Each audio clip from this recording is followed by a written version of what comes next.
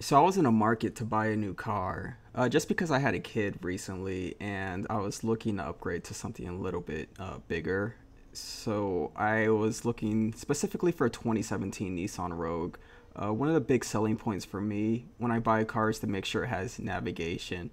Extra perk what I was looking for was the almond interior instead of the all black interior.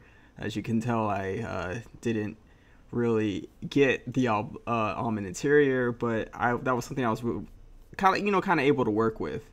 So I got a call from Corona Nissan, and they were telling me to come down because they have some amazing deals. It was their Nissan Now event, and they apparently said they had other deals going on. So I thought, what's the worst that can happen? And so I went down and found out a lot can happen when I go to Larry H. Miller, also known as Corona Nissan. So what you're seeing here is the aftermarket navigation system, which at first glance doesn't look bad at all. However, here's where the real problem lies. Aftermarket navigation systems, especially on newer cars, kind of mess with the other computers within the cars, which causes sometimes minor or major problems.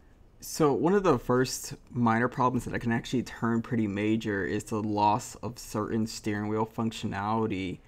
I can't illegally make hands-free phone calls uh, at all because I cannot use the call hands-free button anymore. Instead, I would legally have to pull the car over to make a phone call or wait for someone to call me, which means I already lost one of the features that I native features that I already paid for. So another native feature that I lost was the native auxiliary input.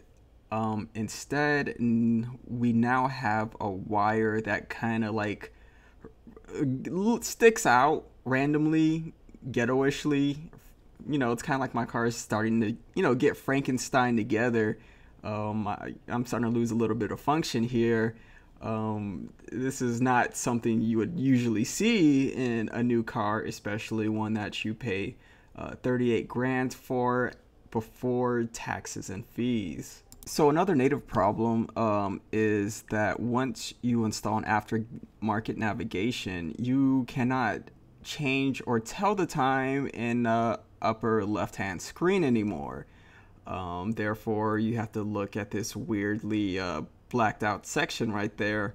And it may not bother some people, but when you pay for a $38,000 car before taxes, it does kind of bother you. As shown in the settings, where it even says that you have to set the clock in audio, but I don't have I don't have an OEM system in anymore. That's not compatible with that separate computer. Therefore, once again, I cannot set the clock at all. Here's another feature that bothers me. The GPS itself is poorly programmed. So if you want to transition into the navigation, or if your car starts up with the navigation, there's sometimes a 30-second to 1 minute wait just for the navigation itself to load, and that's on top of the intro splash screens and other things that take time up to load. As you see, I'm about to demonstrate how long it will take just to get to the navigation section itself, and just watch. You can bring out a timer yourself and see and count how long. This is more so the average time. I have seen the navigation itself take longer, so just give it a look and see.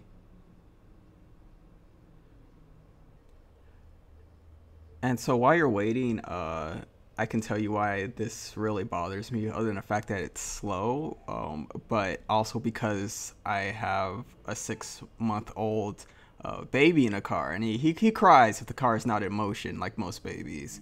And so when you want to enter a destination, you're going to have to deal with the crying for a while because this computer takes too long to load. And as you notice, it's still loading while I'm making this explanation.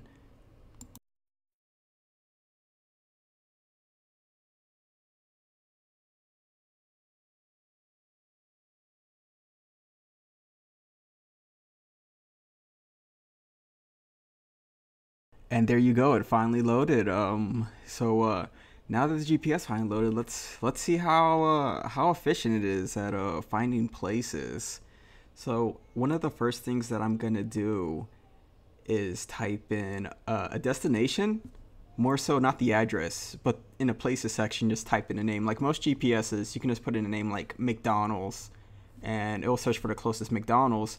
For here, I'm gonna search for a really common place that most people go, and that's the DMV. And we're gonna see how efficient it is at finding the closest DMV. So here we're gonna type in, obviously, just the abbreviation DMV, because most computers, get the gist of what the DMV is. And the closest one they offer is about 40 miles away. But that's weird, because you know what? I live right down the street from the DMV, and the closest one is only 40 miles away. This is not very efficient, let alone accurate. And you can tell easily that I'm not getting my money's worth with the search results. However, sometimes computers don't always understand abbreviations. So instead, we can type out the full name, Department of Motor Vehicles.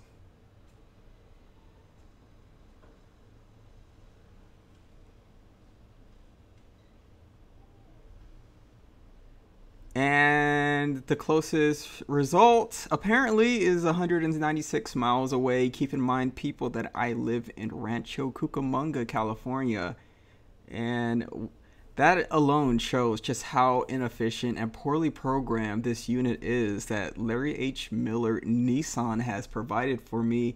And anything else they tell me is going to be like anything else they offer me. Any other GPS unit they offer me is a cheaper option. This is as expensive as they're going for me, apparently. Now, as it calculates the route, it's gonna show, obviously, how many miles it takes, how long it takes to get there. What I'm looking at is about 13 minutes to get there, and about 4 minutes, or 4 miles. I'm sorry, 4 miles total.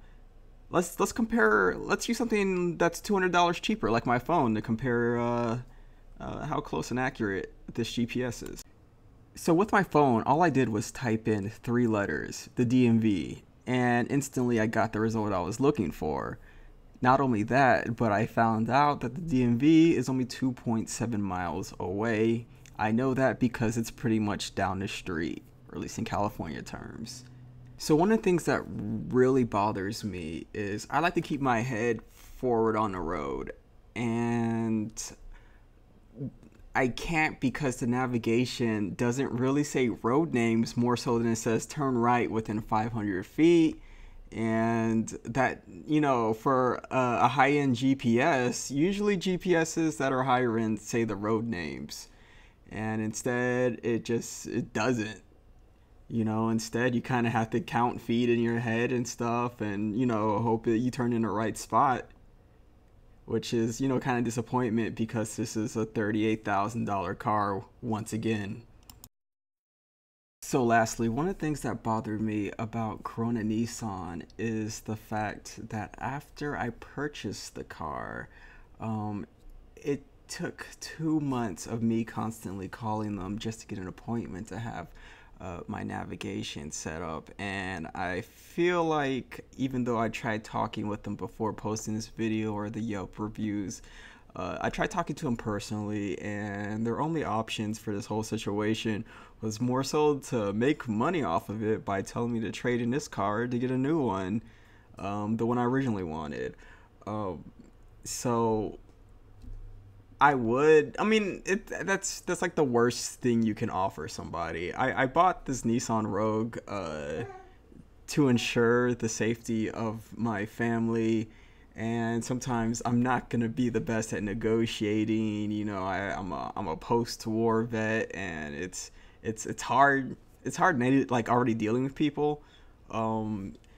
And I would say that, you know, going to that dealership and working with everybody was as unpleasant as it could possibly be. And you know, I've been to dealerships, and you know, there's actually good car dealers. More so me dealing with the sales manager. Um, and I'm willing to work with you guys if we just have like a decent offer that just doesn't require me losing tons of money. Thank you.